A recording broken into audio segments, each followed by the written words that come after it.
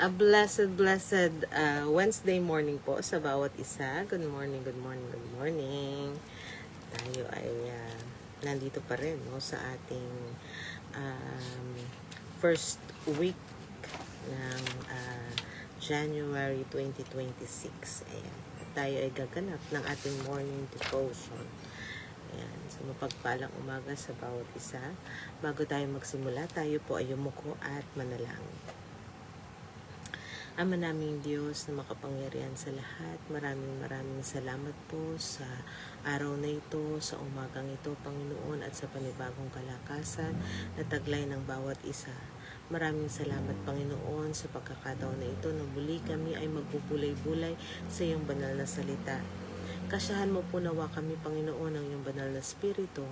Gabayan mo po kami, Panginoon, sa aming pagbubulay-bulay ng iyong salita. Bigyan mo kami ng kaunawaan, Panginoon, at bigyan mo kami ng karunungan, Panginoon, para ang iyong mga salita ay siyang aming maunawaan, matanggap, at patuloy na maging kalakasan ng aming pananampalataya. Hinihiling ko rin, Panginoon, na gabayan mo rin ako na siyang magbabahagi ng iyong banal na salita. Bigyan mo ako ng karunungan upang maibahagi ko ng tama, malinaw at may mabuting kaunawaan, Panginoon, ang iyong mga salita.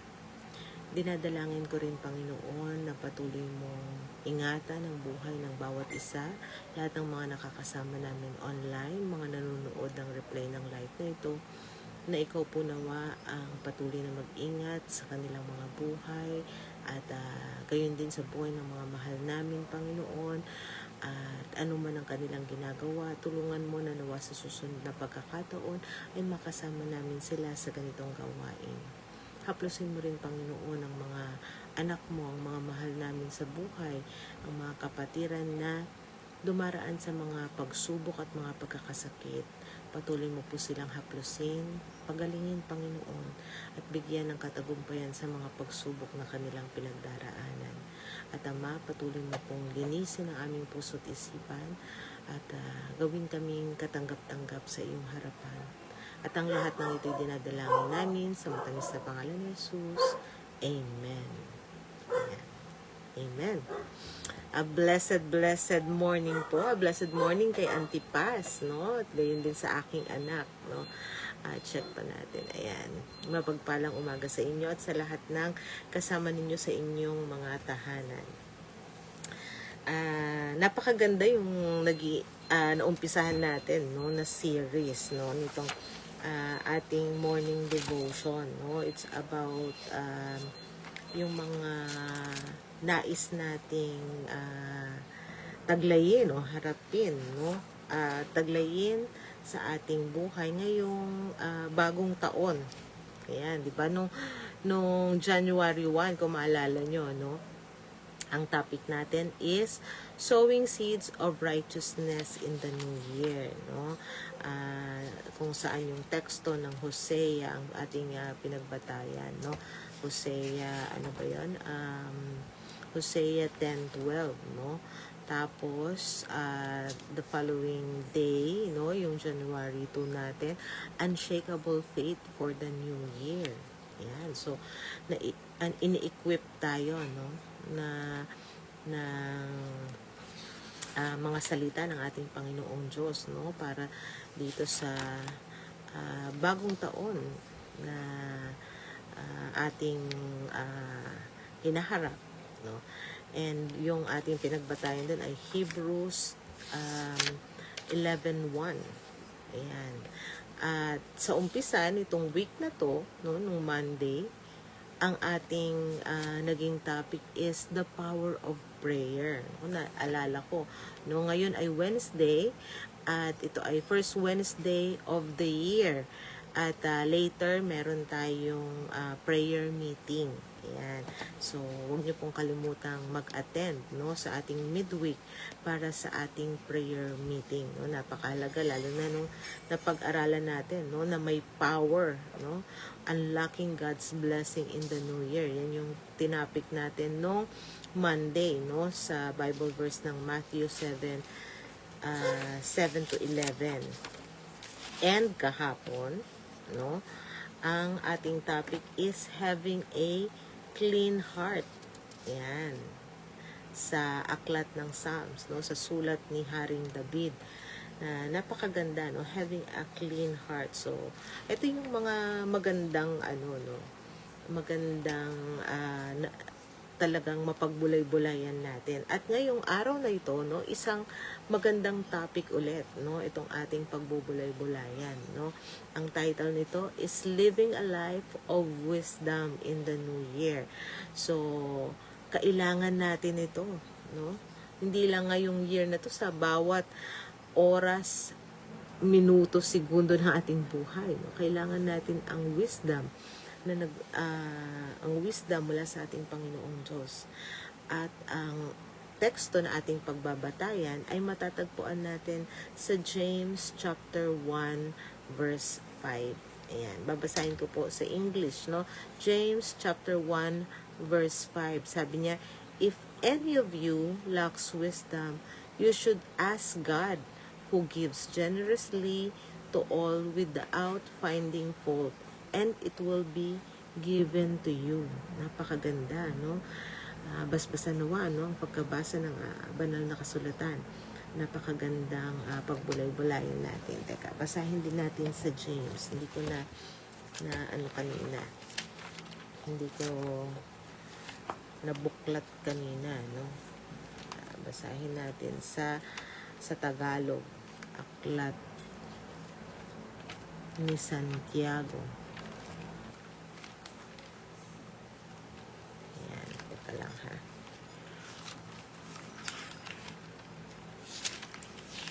Dapat ito ay binuklat ko na kanina. Ayun, aklat ni Santiago, no? Kapitulo 1, versikulo 5. Sabi niya sa Tagalog, ngunit kung kayo'y nagkukulang ng karunungan, ngunit kung nagkukulang ng karunungan ang sino man sa inyo, ay humingi sa Diyos na nagbibigay ng sagana sa lahat at hindi nanunumbat, at ito'y ibibigay sa Kanya. Yan, napakaganda, no? Ito yung ating pagbubulay-bulayan sa umagang ito, no? So, sa taong ito, no, marami tayong changes, no, na gusto natin ma-attain, no. Yung iba talagang gumagawa ng New Year's resolution, no. And sa pagtapak natin, no, itong year 2026, no, para tayong nasa gitna, no, ng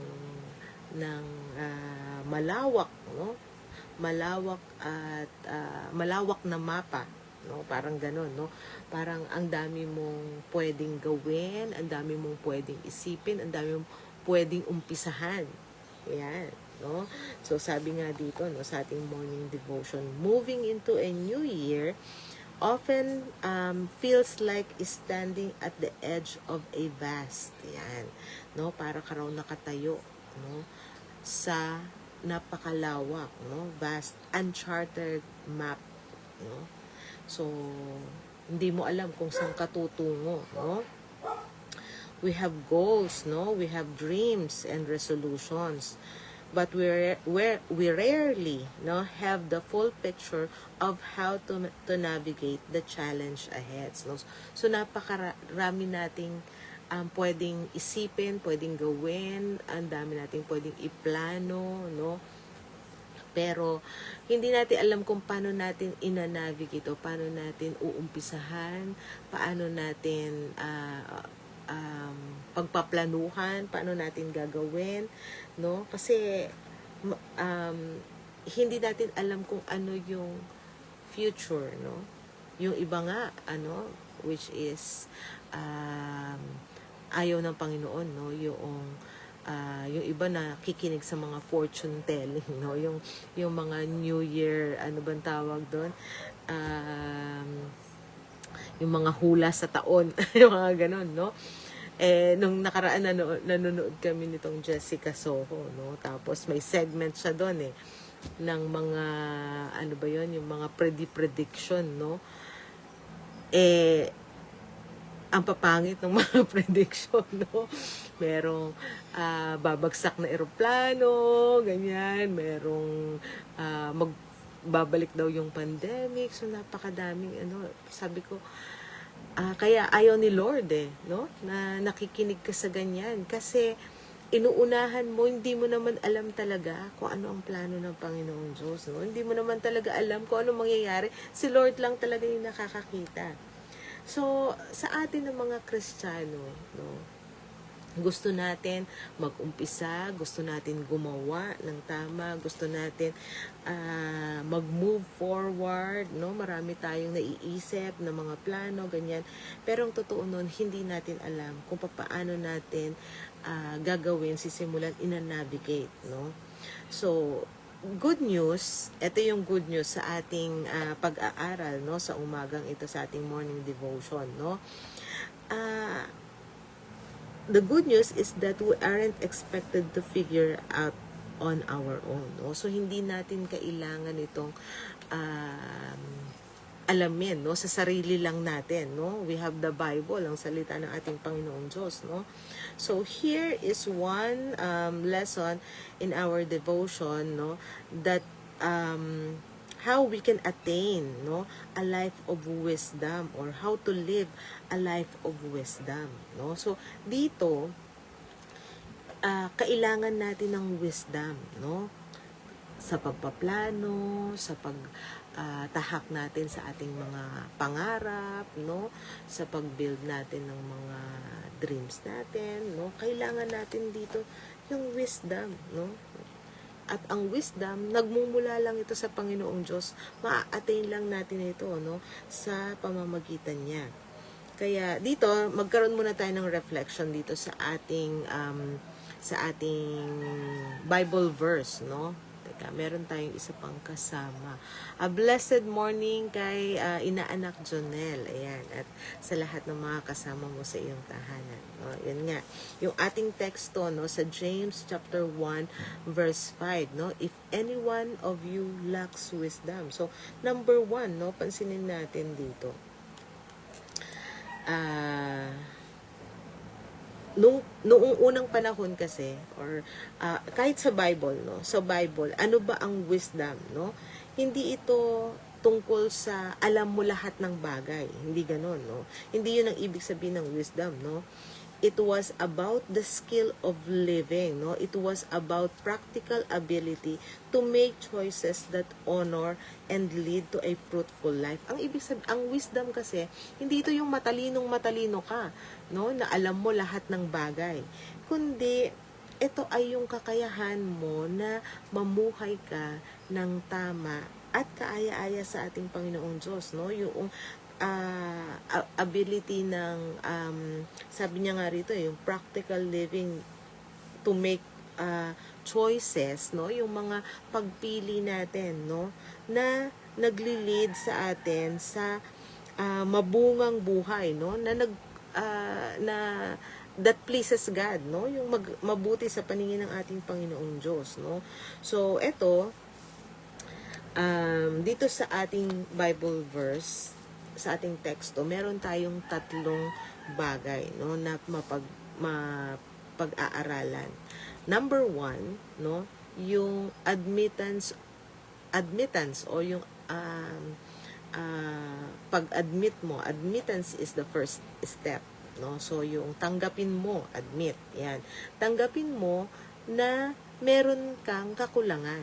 Tanggapin natin sa ating sarili na we lack wisdom, no? Hindi tayo, sabi nga rito, no, if any of you lacks, sabi niya doon sa verse na yun, God is not looking for people who have it all figured out, no? Hindi siya naghahanap ng tao na alam na niya yung gagawin niya, no? Hindi yun, no. He is looking for the humble heart, no, that says, Lord, I don't know the way, no, but you do. Yun.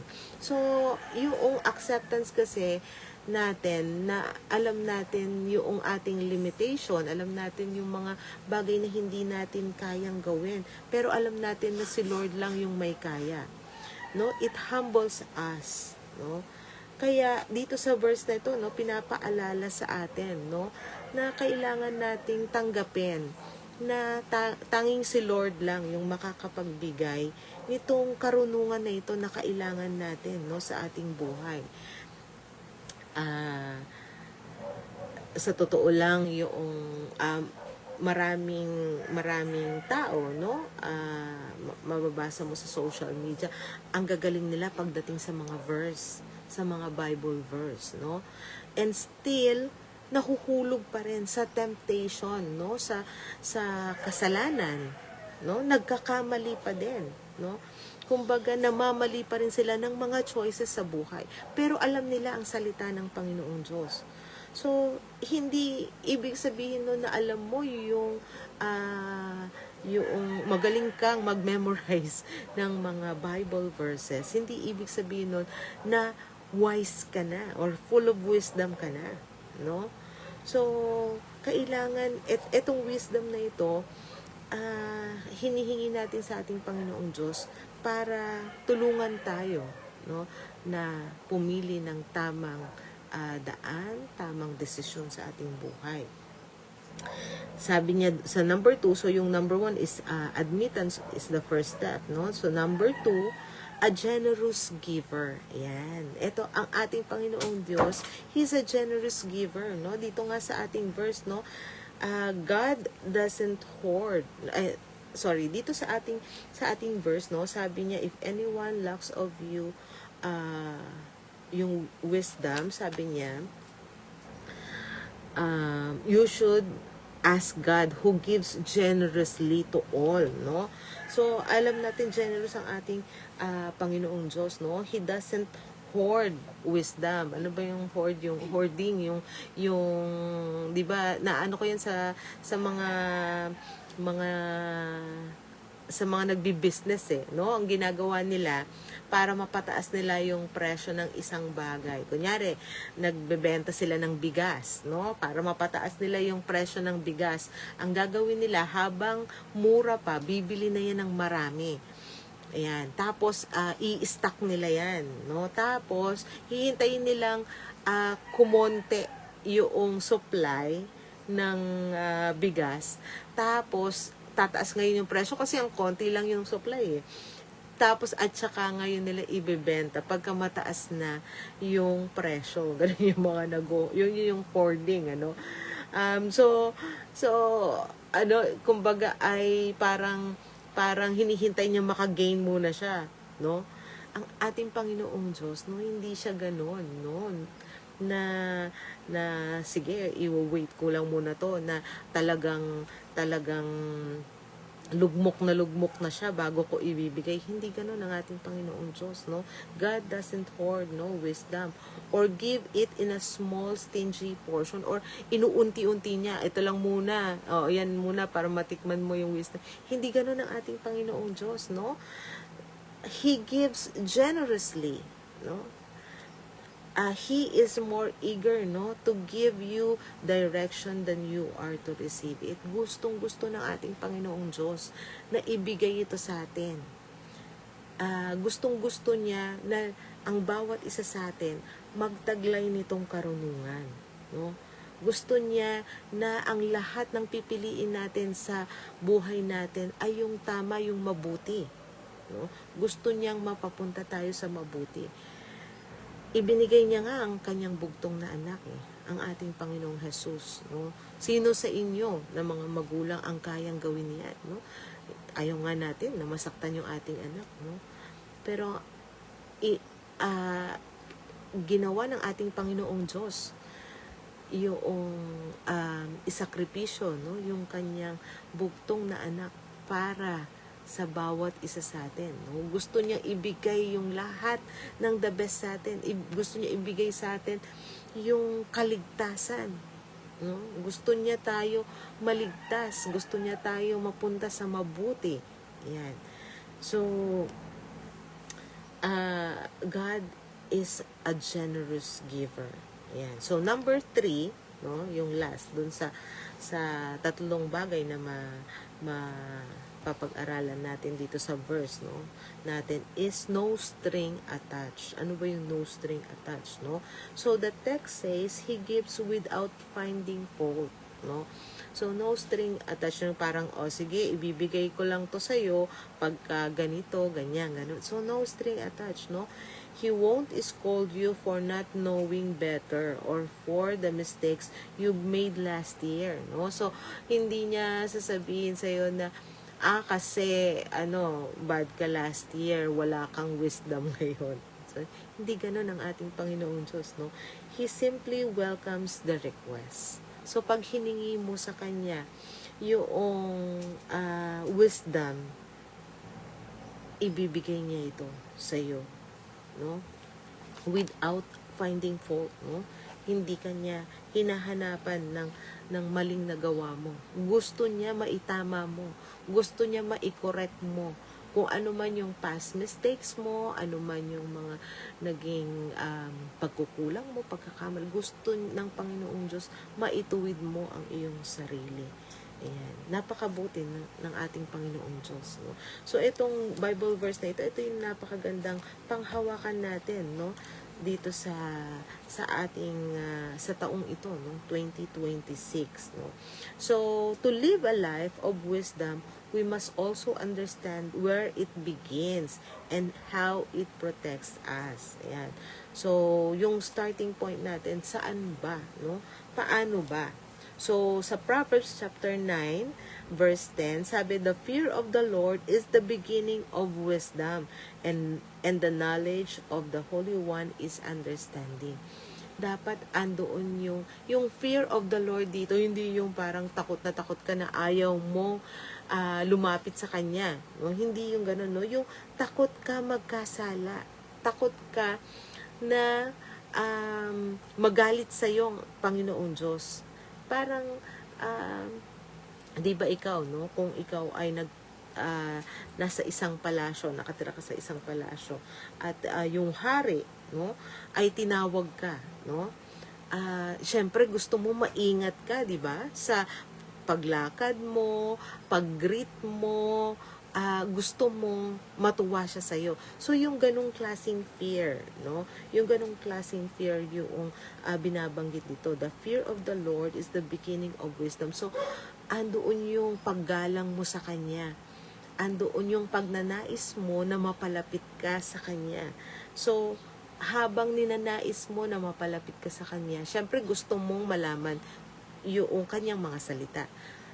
Aaralin mo ngayon yung banal na kasulatan, yung Bible, dahil gusto mo yung knowledge, no?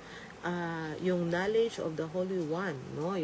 Yung karunungan na nagmumula sa ating Panginoong Diyos, no? So, the fear of the Lord is the beginning of wisdom, and the knowledge of the Holy One is understanding. Yun. So gusto natin, no, nauunawaan natin ang Panginoong Diyos, alam natin kung ano yung mga bagay, no, na hindi kaaya-aya sa ating Panginoong Diyos. So, yun yung iiwasan natin. So, ganung klaseng fear.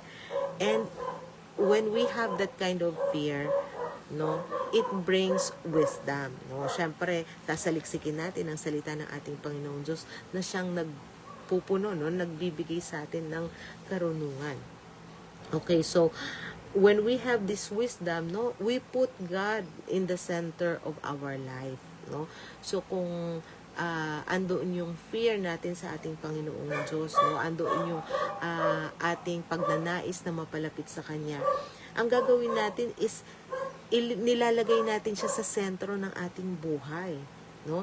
So pagka siya ang nasa sentro ng ating buhay, every decision, no, will start every decision na ginagawa natin, no, ay yung mga bagay na mabubuti, no, sa paningin ng ating Panginoong Diyos, at yung mga decision na yon, no, ay magiging tama.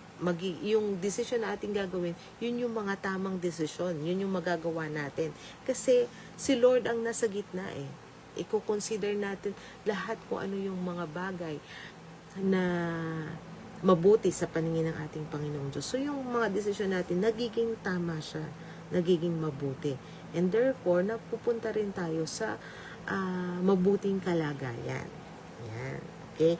So, yun, no? So, we have to put God first, no? Yun yung umpisa, no, ng karunungan. And second, no, the path of peace. Ayan. Ito yun yung gusto natin na kalagyan, no? So when we basahin natin sa James chapter 3 verse 17, no, sabi niya, but the wisdom that comes from heaven is first of all pure, no? Then peace-loving, no? Considerate, submissive, full of mercy and good fruit, impartial and sincere. So yan ang ayan ang wisdom, no? So when we put wisdom first sa ating buhay, eto yun, nagiging nagiging peace-loving tayo, nagiging considerate tayo, nagiging submissive tayo, nagkakaroon tayo ng mercy, at nagbubunga, ng mabuti yung ating mga ginagawa, Hindi tayo kumikiling sa masama at nagiging sincere tayo, So napakagandang itong bagay na ito, na napagbulay-bulayan natin, sa umagang ito. Yan. A blessed morning kay Ading Shirley. Good morning sa iyo.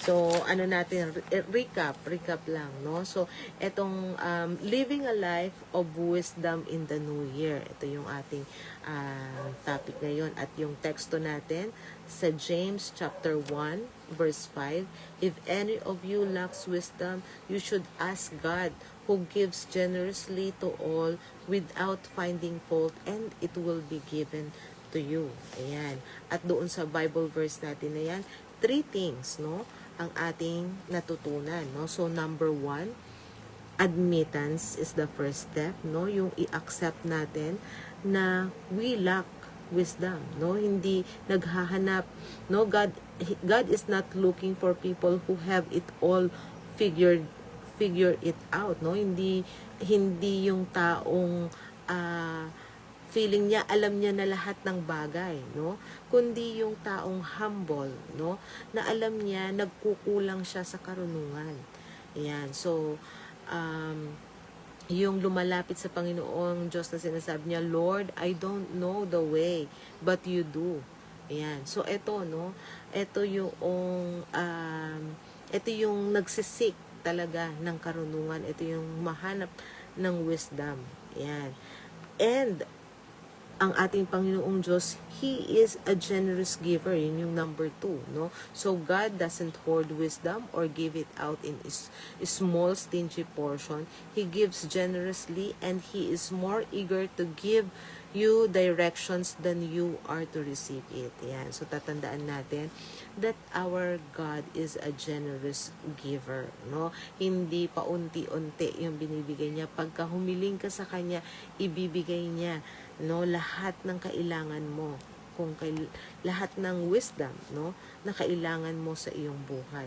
And number 3, no strings attached, So yung text nga na sinabi niya, without finding fault, hindi kanya, He won't scold you for not knowing better or for the mistakes you made last year, So, hindi kanya papagalitan. Ikaw, hingi ng wisdom, pero hindi mo naman tinutupad to, hindi mo naman ginagawa to. So, hindi ganun ang ating Panginoong Diyos. If you ask for wisdom, without finding fault, ibibigay niya ito sa iyo. Gustong-gusto niya makuha mo ito, He simply welcomes the request. Ayan. So, napakagandang paalala, sa bawat isa sa atin, So, tandaan din natin, yung supporting strength, Tandaan natin that wisdom comes from the fear of the Lord, Sa Proverbs 9:10, sabi niya, the fear of the Lord is the beginning of wisdom, and knowledge of the Holy One is understanding. So, yun, So, habang tinatahak natin itong 2026, as we start this new year, let's make a commitment, no, to live a life of wisdom, no? I-commit natin ito. Let's ask God for wisdom and trust that He will give it to us generously, no? May we seek wisdom from God's word and live a life that honors Him, no? Yun yung isa sa mahalagang bagay, no, na pagsumikapan natin sa taong ito, to live a life of wisdom. Ayan. So, may God bless us all. Napakagandang paalala sa atin, no, sa araw na ito. At bago tayo magtapos, no, sa ating morning devotion, tayo po ay yumuko at manalangin.